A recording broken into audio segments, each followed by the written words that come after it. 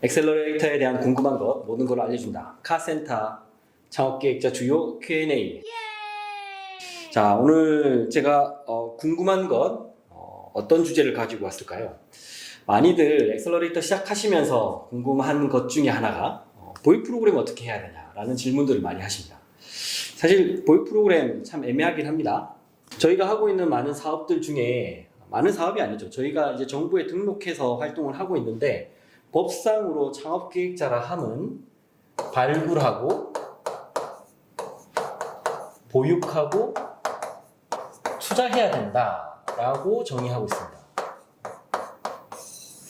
요 세 개의 꼭지를 콕 집어서 요 세 가지를 하셔야 된다라고 정의 내리고 있습니다. 그렇기 때문에 우리는 창업가들, 특히 극초기에 있는 기업들을 발굴하는 법적 책무, 의무가 있고요. 그리고 그들을 육성시켜줘야 될 또 하나의 법적 책무가 있습니다.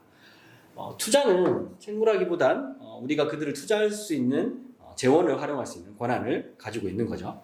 그래서 이 세 가지를 하도록 법으로 정해져 있기 때문에 무조건 하고 있습니다.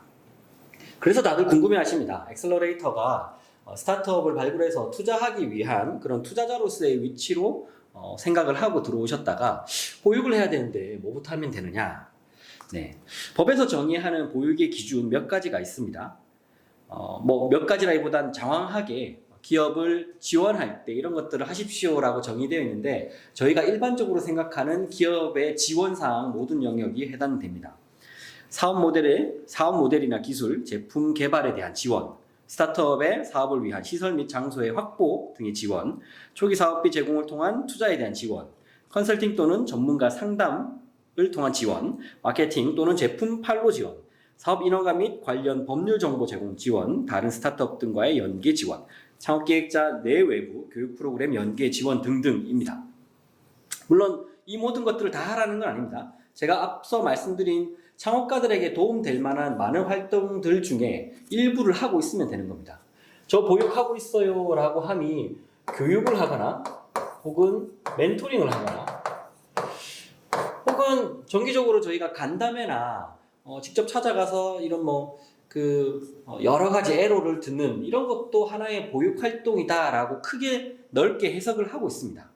그래서 너무 보육 활동을 해야 된다라고 해서 뭔가 정부에서 내려오는 사업같이 어떤 식으로 발굴하고 프로그램을 운영해서 몇 개월 동안 어떠한 과정을 통해서 KPI를 달성해야 되는 그런 목적의 보육 활동은 아니라고 편하게 생각해 주시면 될 것 같긴 합니다.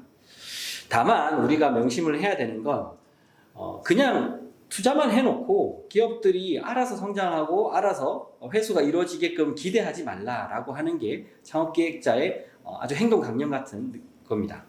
사실 기업들이 극초기에 있다 보니 투자자들의 도움을 많이 필요로 합니다. 그래서 우리가 그런 것들을 잘 염두에 두고 발굴과 투자, 보육을 해라. 그걸 하는 걸 엑셀러레이터라고 하겠다라고 합니다. 저희가 엑셀러레이터 업을 할 때 데모데이라는 걸 통해서 기업들을 발굴하기도 하고 혹은 성장한 기업들을 투자자에게 소개하기도 합니다. 쇼케이스 같은 느낌이죠. 쇼케이스 하기도 합니다.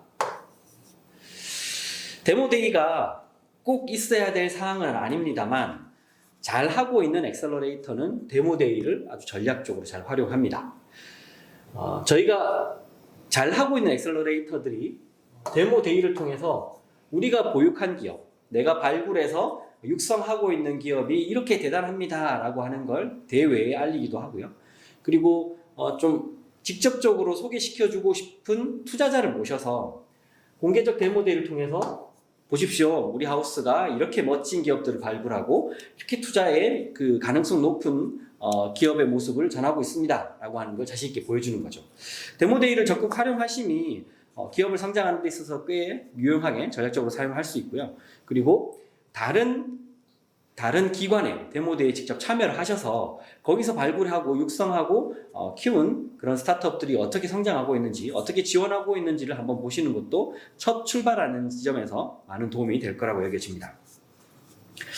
그러면 보육이라고 하는 관점에서 이건 이제 벤처 투자 촉진법에서는 그 중요하게는 다루긴 하지만 아주 스페시픽하게 정의되어 있진 않습니다만 공간에 대한 개념이 있습니다. 보육 공간 어떻게 해야 됩니까? 사실 보육 공간이 처음 창업기획자라는 법을 제정할 때 의무적으로 창업기획자는 기업을 보육할 수 있는, 기업에게 사무 공간을 제공할 수 있는 공간이 있어야 된다라고 하는 게 조항으로 들어갔었습니다. 물론 지금도 그게 없는 건 아닙니다. 없는 건 아닌데 이 공간에 대한 물리적 개념을 조금은 넓게 해석을 하고 있습니다. 그래서 어느 정도 회의가 가능한 공간, 뭐 창진원에서 등록을 받을 때 50제곱미터, 50평방미터 정도까지의 공간 정도는 기본적으로 갖춰야 되지 않느냐라고 권장하고 있습니다. 이건 법으로 몇 미터를 갖춰야 된다, 그 몇 평방미터를 갖춰야 된다라고 얘기하지 않습니다. 다만 권장하고 있는 사항은 50평방제곱미터다라고 하는 게 창진원의 기준이고요. 이 정도면 뭐 사무실에서 회의 장소의 공간, 그러니까 조그마한 회의실 정도의 공간으로 알고 있습니다. 그 정도 공간이면 보육하는 공간이다라고 얘기하는 거죠. 그러니까 실제 뭐 기업을 거기에 입주시켜서 몇 개월간 양성할 수 있는 모든 사무 인프라를 깔고 그 정도 수준까지 굉장히 좀 난이도 높은 보육 공간은 아니다라는 거죠. 그리고 거기에 꼭 입주를 시켜서 특정 기간 보육 프로그램을 운영해야 되냐가 의무조건이 아니다라는 겁니다. 보육에 대해서는 굉장히 좀 특정 제한 조건 없이 규제나 혹은 뭐 제약 없이 편하게 기업들을 육성하는데 다양한 방법들을 쓰셔도 된다라고 하는 게 그 질문에 답이 될 수 있을 것 같습니다. 보육 활동 하시는데 어려움 많이 겪고 있는 곳들 많습니다. 특히 투자의 전문으로 일임 하시다가 극초기 스타트업에게 관심 있게 투자하고 싶다 싶으셔서 창업기획자 등록하신 분들은 보육에 있어서 굉장히 좀 애로가 많으십니다.